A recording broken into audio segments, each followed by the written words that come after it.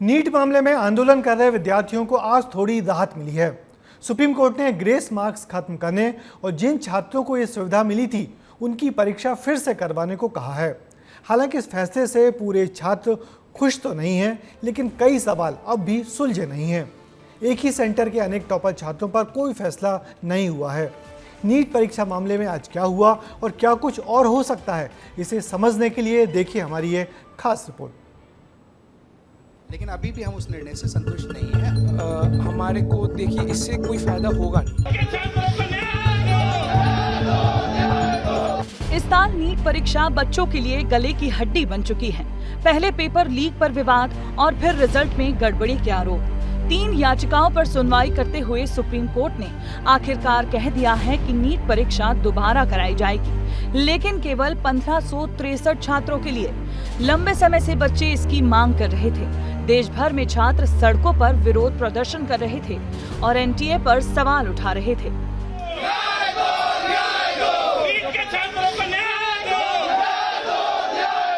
जिसके बाद supreme court ने ग्रेस मार्क्स पाने वाले 1563 छात्रों के लिए बड़ा फैसला सुनाया और इन छात्रों के ग्रेस मार्क्स रद्द कर दिए। इनका री एग्जाम 23 जून को होगा और परीक्षा के 7 दिन बाद रिजल्ट आ जाएगा। वहीं अगली सुनवाई 8 जुलाई को होगी।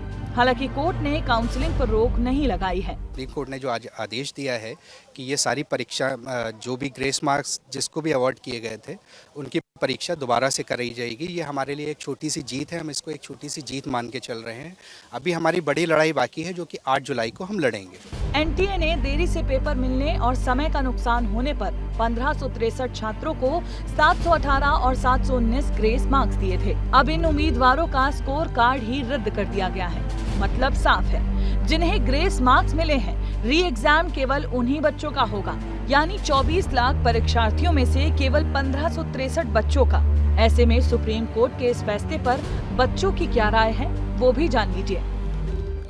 हमारे को देखिए इससे कोई फायदा होगा नहीं, क्योंकि जो इन्फ्लेशन है रैंक का वो इतना ज़्यादा है कि अगर इन 1500 बच्चों को आप रीनीट कराएं, इनका दोबारा रिवैल्यूएशन कराएं, तो कोई फ़र्क नहीं पड़ेगा। ये तो मास पेपर लीक का मुद्दा है, इसको बस भटकाया जा रहा है उन 1563 बच्चों की तरफ।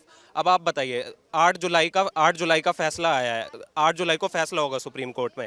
6 जुलाई को काउंसलिंग स्टार्ट है।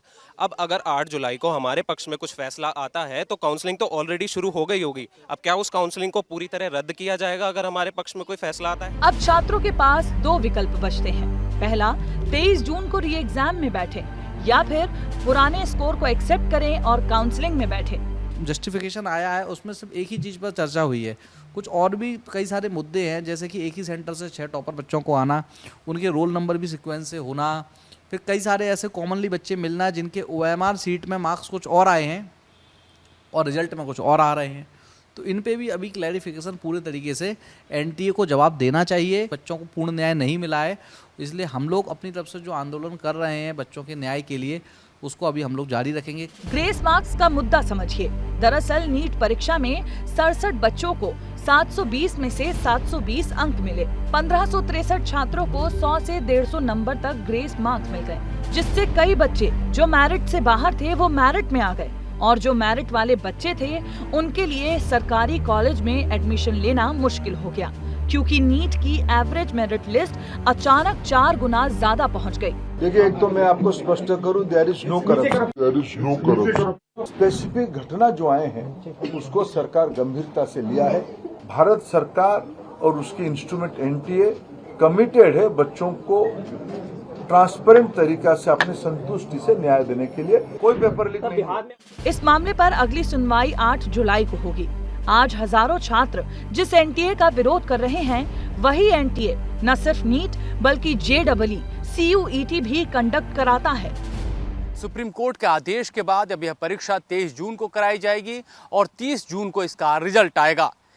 याचिकाकर्ताओं की तरफ से वकील इसे पहले पड़ाव की जीत बता रहे हैं, तो वहीं अधिकांश अभ्यर्थी 24 लाख स्टूडेंट्स के भविष्य का हवाला दे रहे हैं और इस फैसले से वे खुश नहीं हैं।